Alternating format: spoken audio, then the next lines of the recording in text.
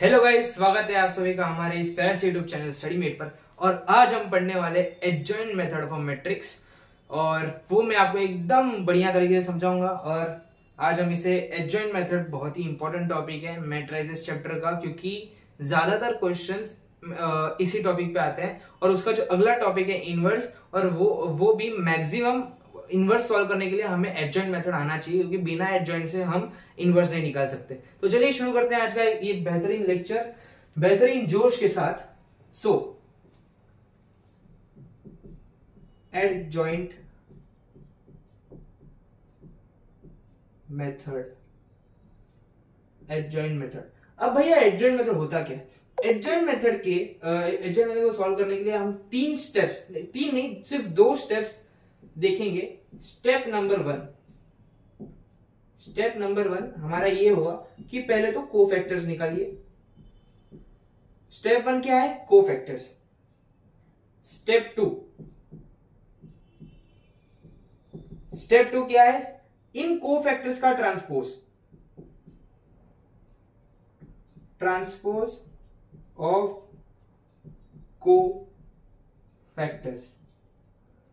ये मैंने आपको एक बहुत ही सिंपल वे में डेमोन्स्ट्रेट किया है कि एडजॉइंट मेथड निकालने के दो स्टेप्स है। पहले तो जो मैट्रिक्स आपको दिया है उसका कोफैक्टर्स निकालिए। कोफैक्टर्स निकालने के बाद जो भी आपको एक मैट्रिक्स मिलेगा कोफैक्टर्स वाला, उसका आपको ट्रांसपोज निकालना है। सो बेसिकली अगर आपको मैं मैट्रिक्स फॉर्म में बताऊं तो if A is a matrix, इसमें इसके पहले तो कोफैक्टर्स निकालिए। अगर ए मैट्रिक्स है, इमेजिन करो कि A is equal to A11, A12, A13, A21, A22, A23, A31, A32, A33। ये मैट्रिक्स है। अब इस मैट्रिक्स का कोफैक्टर्स क्या होंगे? इस मैट्रिक्स के कोफैक्टर्स क्या होंगे? A11 का कोफैक्टर C11, A12 का कोफैक्टर C12, वैसे ही C13, C21, C22, A23 का कोफैक्टर C23, C31, C32 और C33। मैंने यहां पर क्या किया कि A1 का कोफैक्टर क्या होगा? C11, A12 का कोफैक्टर क्या होगा? C12, A22 का कोफैक्टर क्या होगा? C22। वैसे सारे एलिमेंट्स के कोफैक्टर मैंने यहां पर लिख दिए। ये था हमारा स्टेप वन। ये क्या है हमारा? Step number one. अब स्टेप नंबर टू क्या होगा? स्टेप नंबर टू होगा इसी पूरे मैट्रिक्स का ट्रांसपोज, यानी कि transpose is equal to adjoint, बाद में लिखूंगा। इसका ट्रांसपोज लेंगे तो क्या होगा? जो रो है वो कॉलम बन जाएगा, जो कॉलम है वो रो बन जाएगा। बहुत ही सिंपल।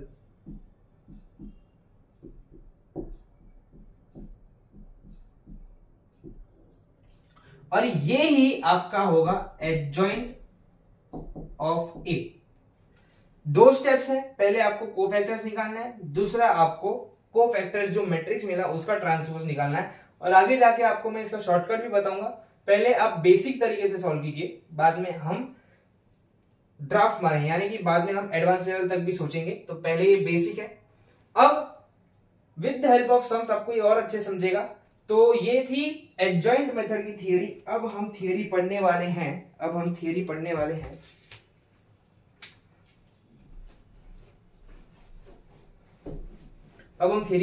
हैं।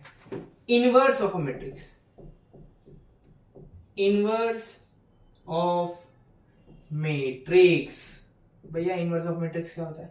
इनवर्स ऑफ मैट्रिक्स होता है इसका एकदम basic formula A inverse is equal to 1 upon mod of A into adjoint of A।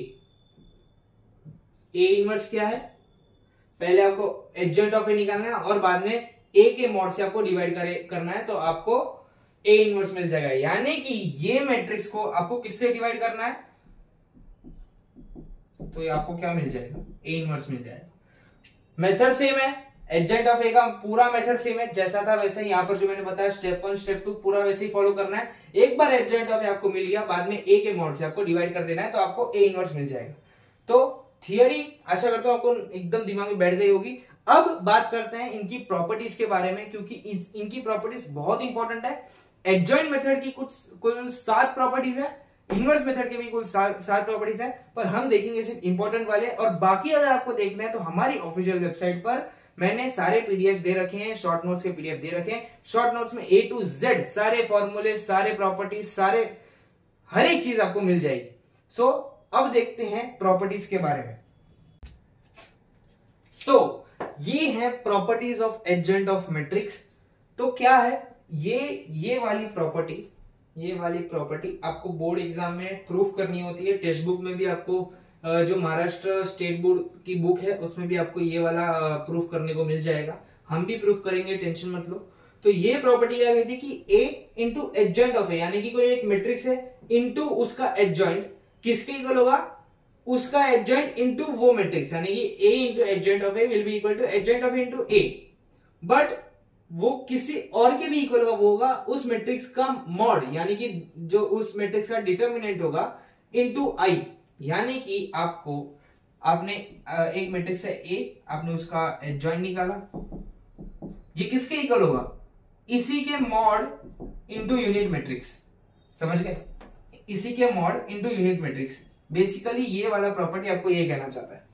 दूसरी बात, अगर एक मैट्रिक्स है A, दूसरा मैट्रिक्स है B, आपने दोनों को मल्टीप्लाई किया और दोनों का एडजॉइंट निकाला, आपको एक मैट्रिक्स मिला। दूसरी तरफ आपने दूसरे यहाँ पर ये पहला मैट्रिक्स, ये दूसरा मैट्रिक्स, हमने पहले दूसरे मैट्रिक्स का एडजॉइंट लिया, बाद में पहले मैट्रिक्स का एडजॉइंट लिया, दोनों को मल्टीप्लाई किया, तो वो वाला आंसर और यहाँ जो आपको आंसर मिला वो सेम होगा। अभी तीसरी प्रॉपर्टी पर आते हैं। यहाँ पर k जो है वो कांस्टेंट है, adjoint of k into a, ये क्या होगा k raise to n minus 1, और n क्या है, order of a matrix, n है order, into adjoint of a। Adjoint of a will be equal to mod of a into order minus 2 into matrix a। यानी कि ये जो होगा वो कोई एक क्वांटिटी होगी, स्केलर क्वांटिटी होगी, और मल्टीप्लाइड बाय a मैट्रिक्स।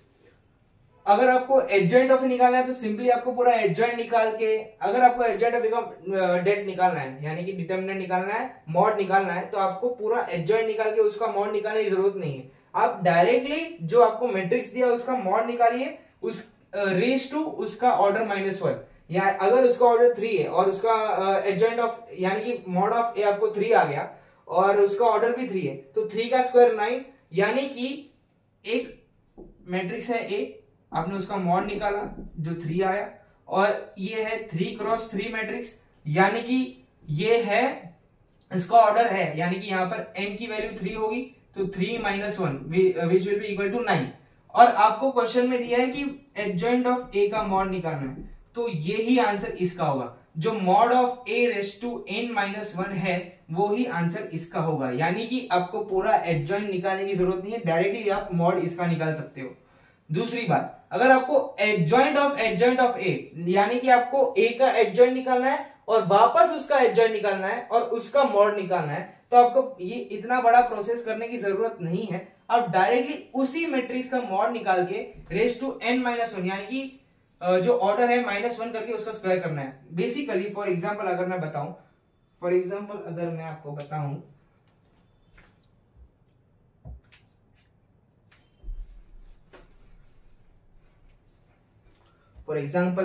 बताऊं, कि एक मैट्रिक्स है A, आपने उसका मॉड निकाला जो आपको आया 3, और ये 3 क्रॉस 3 मैट्रिक्स है, और आपको क्वेश्चन में ढूंढने बोला है एडजॉइंट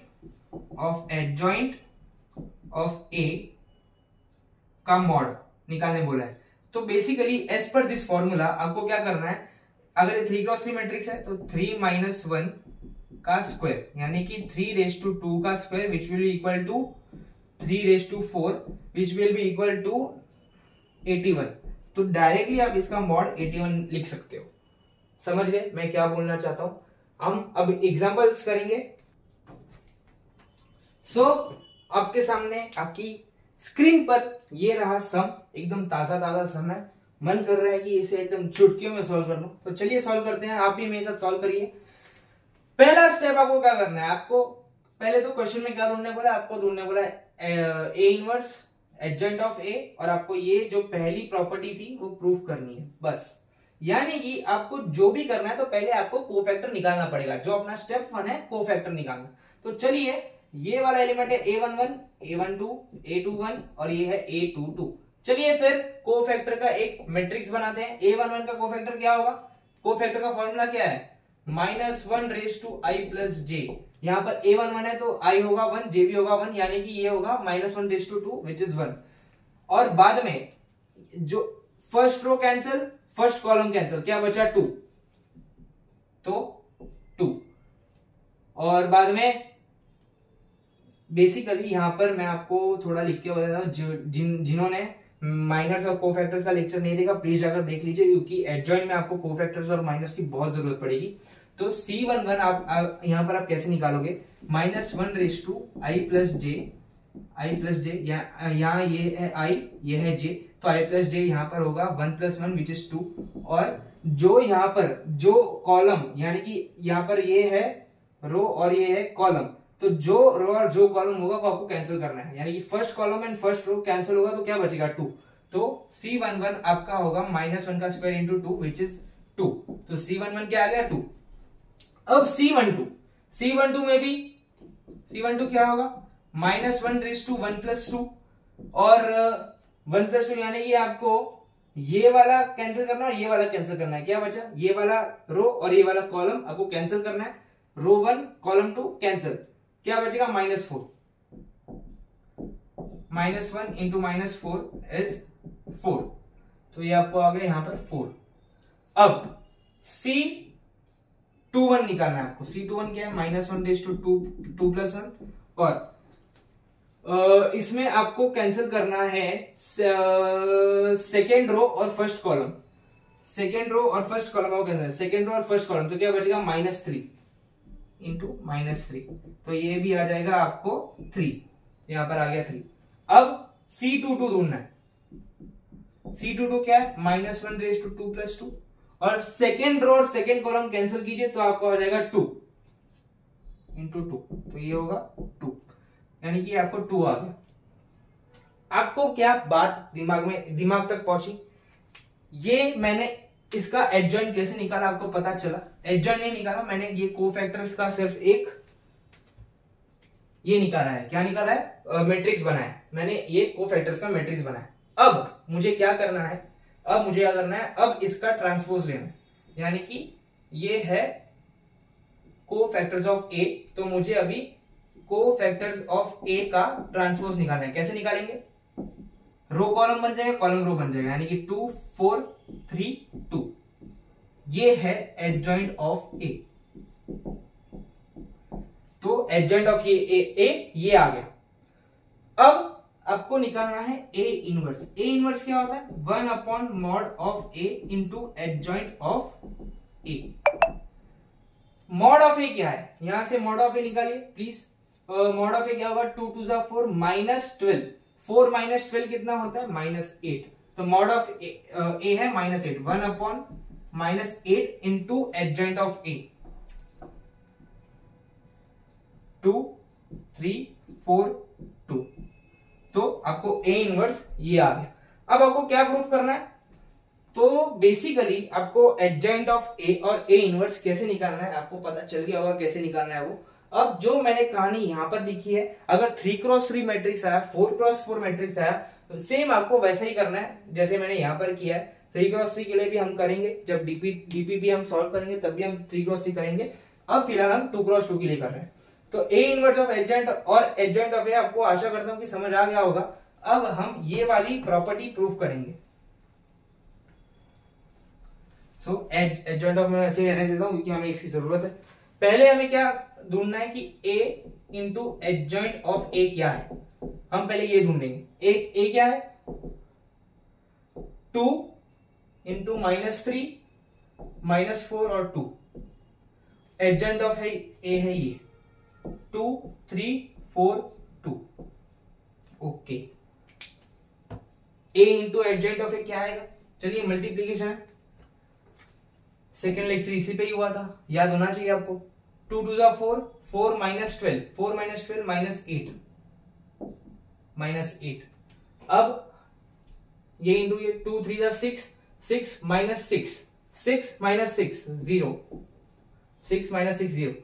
अब -4 इंटू 2 -8 और +8 0, -12 +4 -8, ये आ गया आपको a into adjoint of a, ये आ गया। ओके, अब ढूंढो adjoint of a into a। Adjoint of a क्या है? 2 3 4 2। a क्या है? 2 -3 -4 2। ओके, 2 2 जा 4 -12 -8, 2 इंटू -3 -6, 3 जा 6, 6 -6 0, 4 2 जा 8 -8 0, 4 3 जा 4 इंटू -3 -12, 2 2 जा 4 -12 प्लस 4 इज -8। तो आप देख सकते हो कि a into adjoint of a और adjoint of a into a same ही आ रहा है। तो अभी तक जो ये वाला कंडीशन था वो प्रूफ हो गया। अब हम निकालेंगे mod of a into I. Mod of a into I मैं यहां पर एकदम कोने में निकाल रहा हूं। Mod of a, mod of a क्या है? -8 इंटू आई क्या होगा? -8 इंटू आई क्या होता है? यूनिट मैट्रिक्स है ना। अब मल्टीप्लाई करो इसे, ये क्या हो जाएगा? -8 0 0 -8। लो, हो गया proof. A mod of a into I ये रहा, a into adjoint of a ये रहा, adjoint of a into a ये रहा, तीनों सेम है। तो ये वाली प्रॉपर्टी जो है वो प्रूफ हो चुकी है, हेंस प्रूव्ड। आशा करता हूं आपको ये वाला जो सम है वो समझ में आ गया होगा। बेसिकली मैंने कुछ नहीं किया, सिर्फ कोफैक्टर्स निकालना अगर आपको अच्छे से आता है और ट्रांसपोज निकालना आता है तो आपको ये पूरा सम जो है समझ आ चुका है। अब अगर आपको ये सम समझ में नहीं आया तो इसके सिर्फ दो ही कारण है कि अगर आपको कोफैक्टर्स निकालना नहीं आता, माइनस निकालना नहीं आता और आपको ट्रांसपोज लेना नहीं आता। अगर वो सब आपको आता है तो ये वाला सम आपको एकदम अच्छी तरह से समझ आ चुका होगा कि मैंने एकदम सेपरेट करके एकदम धीमे धीमे सॉल्व किया है। वरना ये इसका तो एक शॉर्टकट है, एक्चुअली ये सॉल्व करने का एक शॉर्टकट है। बताता हूं, वो सब आपको पता चल जाएगा। अभी अभी जानने की इतनी जल्दी मत कीजिए। वो शॉर्टकट अगर आप बहुत सारे सम सॉल्व करोगे तो आपको खुद को भी पता चल जाएगा शॉर्टकट क्या है, लेकिन मैं भी बताऊंगा जब हम डीपीपी सॉल्व करेंगे। तो ये रहा सम, और एक सम करेंगे। सो गाइस, मैट्रिक्स आपके सामने है, ये है 3x3 मैट्रिक्स, और अभी आपको इसमें निकालना है एडजॉइंट ऑफ ए निकालो और साथ ही में ए इनवर्स निकालो। ये दोनों ढूंढने के लिए आपको पहले ढूंढना होगा कोफैक्टर्स ऑफ दिस मैट्रिक्स। तो चलिए कोफैक्टर का एक मैट्रिक्स बनाते हैं। कोफैक्टर ऑफ ए क्या होगा?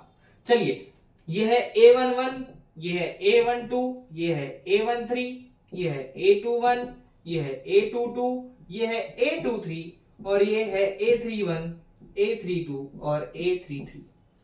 तो पहले a11 का कोफैक्टर क्या होगा? a11 का कोफैक्टर -1 c11, a1 का कोफैक्टर होगा c11 इज इक्वल टू -1 + 1 और फर्स्ट रो और फर्स्ट कॉलम उड़ा दो तो क्या बचेगा? 1 -1 0 और 1। बस अब इसका डेट ले लो, ये होगा 1 ही हो जाएगा, ये 1 इंटू 0 यानी कि ये सिर्फ 1 आ जाएगा। तो यहां पर 1 आ गया। अब वैसे ही C22 क्या होगा? C22 -1 रेज टू C12 क्या होगा? -1 रेज टू 1 + 2 और आपको फर्स्ट रो और सेकंड कॉलम डिलीट करेंगे तो क्या बचेगा? -4 -1 2 1 यानी कि C12 आपका होगा -1 रेज टू 1 + 2 और -4 -1 2 और 1।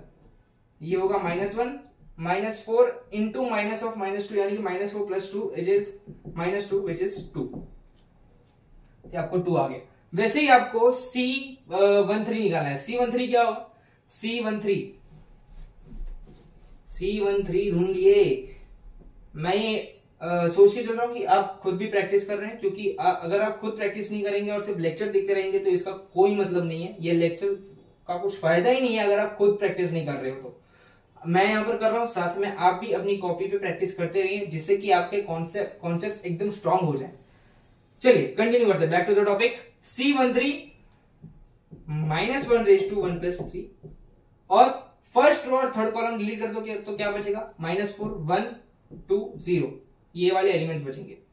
तो क्या हो जाएगा -1 ये 1+3 4 -1/1 इज 1 ओनली तो ये 0 -2 यानी कि ये -2 आ गया। मैं भले ही थोड़ा फास्ट कर रहा हूं आप खुद प्रैक्टिस करेंगे स्लो स्लो करेंगे चलेगा। अभी फिलहाल आप ये पहली बार कर रहे हैं तो स्लो होगा तो नो प्रॉब्लम। जैसे जैसे आप और सम्स करेंगे आपकी स्पीड बढ़ती जाएगी। इंपॉर्टेंट ये है कि आप अब सॉल्व कर रहे हैं मेरे साथ आप सॉल्व कर रहे हैं वो बहुत इंपॉर्टेंट है। अगर आप सॉल्व नहीं कर रहे हैं तो प्लीज अभी ही लेक्चर छोड़ के चले जाइए क्योंकि ये आपका वेस्ट ऑफ टाइम है।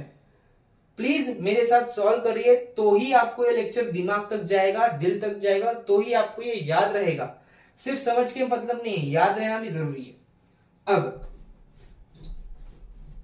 C21 -1/2 + 1 2 1 ना तो सेकेंड रो और फर्स्ट कॉलम डिलीट कर दो तो क्या बचेगा -2 -1 हाँ 0 1 -1/2 और इज -1 -2 और ये 0 तो ये सिर्फ 2 हो गया।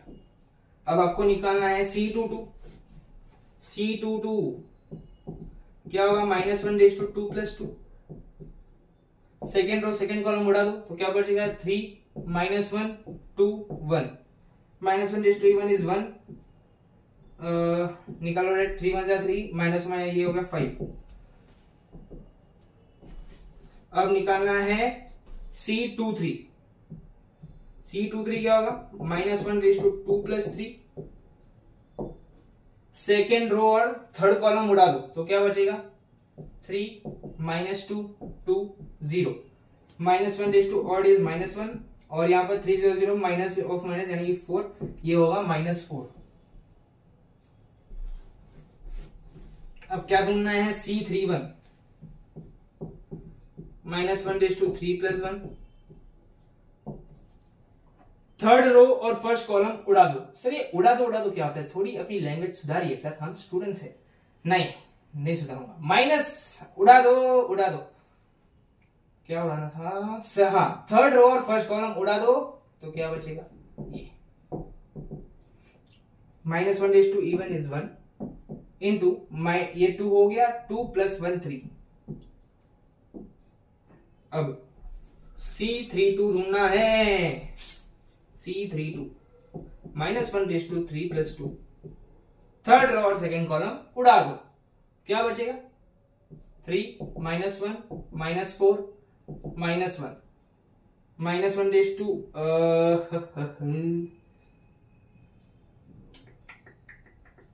हाँ -1/2 और is -1 3 into -1 -3 -3 plus -3 -4 -3 is -4 is -7 which is 7। अब आपको ढूंढना है C33 लास्ट आ चुका C33 यानी कि ये होगा -1/3 + 3 और से थर्ड रो और थर्ड कॉलम उड़ा दो तो क्या बचेगा 3 -2 -4 और 1 ये 1 हो जाएगा 3 1 जा 3 3 -8 इज -5 क्या हो गया -5।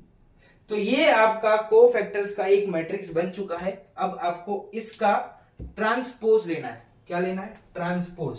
कौन सा पोज वो फोटो खींचाते वो वाला पोज नहीं ये है ट्रांसपोज।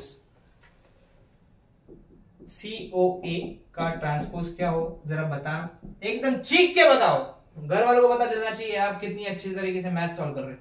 हाँ इसका ट्रांसपोज क्या होगा कॉलम को रो बनाओ रो को कॉलम बना दो 1 2 -2 2 5 -4 3 7 -5 ये रहा आपका which is equal to adjoint of A। आपको एडजॉइंट ऑफ A मिल गया। अब आपको A इनवर्स कैसे निकालना है वो तो अब पड़ोस वाले छोटे से नन्हे से प्यारे से बच्चे को भी पता है कि A इनवर्स कैसे निकालना है। A इनवर्स निकालना है 1/mod A into adjoint of A। अब यहां से इसका मॉड निकालिए प्लीज जरा मॉड निकालिए। मॉड कैसे निकालते हैं 3 into 1 3 into 1 minus of -2 which is +2। आप अपनी तरीके से निकालिए, मैं अपनी तरीके से निकाल रहा हूं। -4 × 1 -4 और +2 विच इज -2, -1 0 -2 3 -4 +2, ये होगा 3 -2 विच इज 1। मॉड है 1, तो ये बेसिकली 1/1 विच इज 1, तो आपको एडजेंट ऑफ ए मिलेगा इसमें 1 2 3 2 5 7 -2 -4 -5 विच इज इक्वल टू, हाँ आशा करता हूं आपको ये सब समझ में आ गया। यहाँ पर मॉड ऑफ ए 1 है, इसलिए बेसिकली सेम दिख रहा है।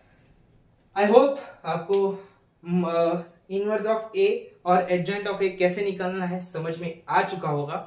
अब जैसे कि एडजेंट ऑफ ए की प्रॉपर्टीज होती हैं, वैसे ही प्रॉपर्टीज होती है A inverse of a matrix की। तो इनवर्स ऑफ अ मैट्रिक्स का एक अलग से एक 2-3 मिनट का वीडियो बना के आपको मिल जाएगा।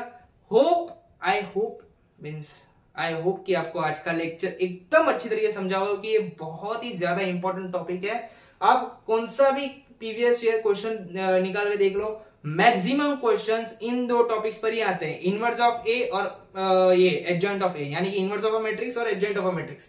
मैक्सिमम क्वेश्चंस इन 2 टॉपिक पर आते हैं, और आप ये जान के ही रख लो, बोर्ड एग्जाम में आपको ये आने वाला है, ये हेल्प करेगा, MSTCD में हेल्प करेगा, JEE मेंस में हेल्प करेगा, यानी कि आपको ये करना ही है, कुछ भी कर लो आपको करना ही है।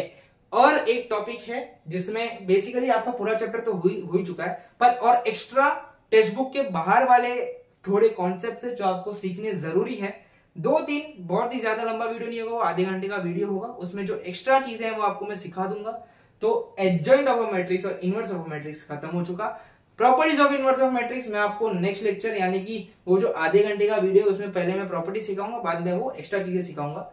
होप कि आपको लेक्चर समझ में आ चुका है। तब तक के लिए गुड बाय, पढ़ते रहिए। जय श्री कृष्णा।